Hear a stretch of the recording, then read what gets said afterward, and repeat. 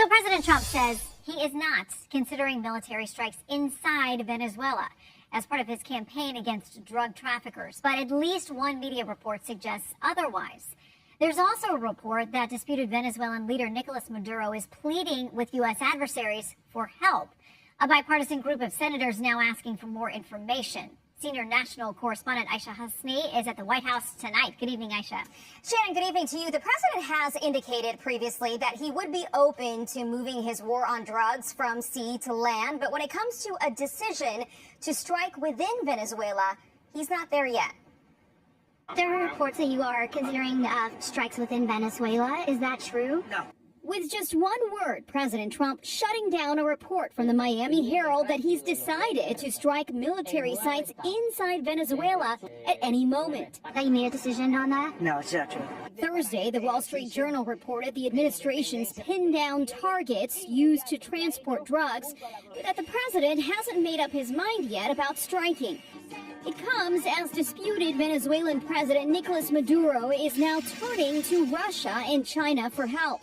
The Washington Post reports Maduro is, quote, requesting defensive radars, aircraft repairs, and potentially missiles from Vladimir Putin, and expanded military cooperation from Xi Jinping. Meanwhile, the Pentagon has a carrier strike group on its way to the Caribbean as it ramps up attacks on alleged drug boats. But bipartisan frustration is growing on Capitol Hill over whether these operations are legal. We are violating the Constitution. There is supposed to be due process. And over a lack of information from the Pentagon.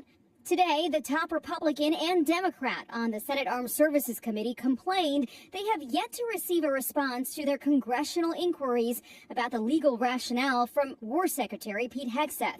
More Republicans are now calling for more transparency after Senate Democrats were left out of a classified briefing the White House organized this week.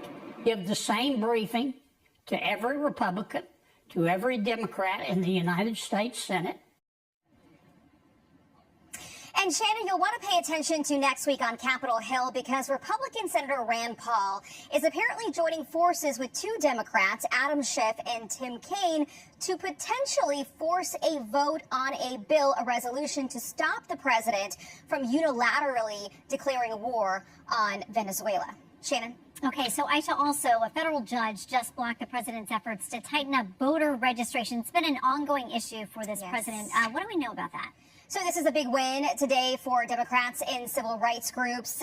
They sued over the president's executive order, which required voters to prove their citizenship in order to register to vote in federal elections. A federal judge in D.C. today ruled that is unconstitutional, writing this, because our Constitution assigns responsibility for election regulation to the states and to Congress.